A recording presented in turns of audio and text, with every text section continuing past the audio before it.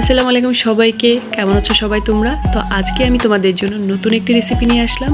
আর এই রেসিপিটি যদি তোমাদের ভালো লেগে থাকে তাহলে অবশ্যই তোমরা আমার চ্যানেলটি সাবস্ক্রাইব করবে, লাইক করবে, কমেন্ট করবে এবং শেয়ার করতে ভুলবে না। তো এই জন্যই প্রথমে আমার যা লাগবে তা হচ্ছে ডিম। তো আমি এখানে একটা বাটিতে একে একে 3টি ডিম নিয়ে নিব।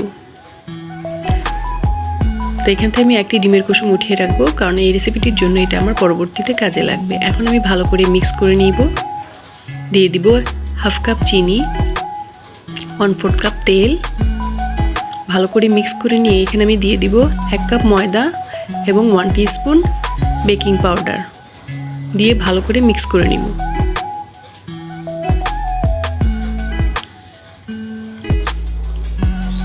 ভালো করে মিক্স করার পর মোটামুটি আমার মনে হয়েছে আমার ব্যাটারটি একটু বেশি ঘন হয়েছে, তাই আমি এখানে 1/4 কাপ লিকুইড দুধটা ব্যবহার করব।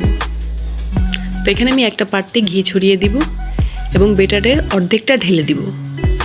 অর্ধেকটা দিয়ে বাকি ব্যাটারটা আমি রেখে দিব। এখন আমি এটা ওভেনে দিয়ে দিব বেক হওয়ার জন্য। যে কুসুমটা আমি রেখেছিলাম সেই কুসুমটা আমি এখানে মিক্স করে দিয়ে দিব 1 কাপ ঘন দুধ, 1/4 কাপ চিনি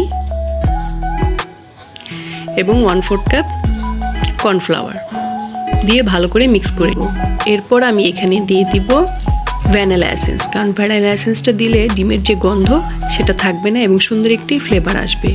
এরপর আমি দিয়ে দিব একটু ফুড কালার। তো ফুড কালারটা দিয়ে আবার ভালো করে মিক্স করে নিব। ভালো করে মিক্স করে হয়ে গেলে আমি এটা চুলায় জাল দিয়ে নিব এবং চুলায় এটা 2 মিনিট জাল করলে আপনার ক্রিমটা প্রায় হয়ে যাবে। তো আমার ক্রিমটা প্রায় হয়ে গেছে। এখন আমি এখানে 1 কাপ ভিভো ক্রিম দিয়ে এটাকে ভালো করে মিক্স করে নিব। এটা করে ভালো করে মিক্স করে নিলে হয়ে যাবে আমার এই ক্রিম। তো ক্রিমটা আমার রেডি হয়ে গেছে। এখন আমি যে কেকটা বেক হতে দিয়েছিলাম সেই কেকটা বেক হয়ে গেছে। এটার উপরে এখন আমি ক্রিমটা ছড়িয়ে দিব।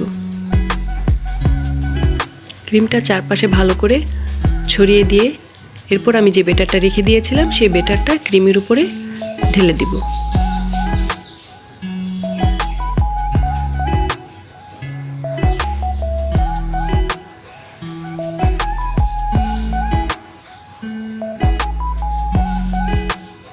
হয়ে গেলে আমি কিছুটা সুইট বল ছড়িয়ে দিয়ে ডেকোরেশন করে নিব এবং এটা বেক হতে দিব 10 মিনিটের জন্য। তো 10 মিনিট পর আমি কেকটা যখন বের করে নিব তো কেকটা অনেকটা এরকম হয়েছে। এখন আমি চারপাশ থেকে একটু ছাড়িয়ে নিয়ে কেকটা আমি আমার ইচ্ছে মতো শেপ দিয়ে কেটে নিব। যেহেতু এটা ক্রিম কেক তাই আমি এরকম শেপেই কাটছি। তো দেখতে দেখো কি সুন্দর হয়েছে, খেতেও অনেক বেশি টেস্ট। অবশ্যই তোমরা এটা ট্রাই করবে এবং যদি আমার এই রেসিপিটি ভালো লাগে তাহলে অবশ্যই সবাই শেয়ার করবে। ভালো থাকবে সবাই।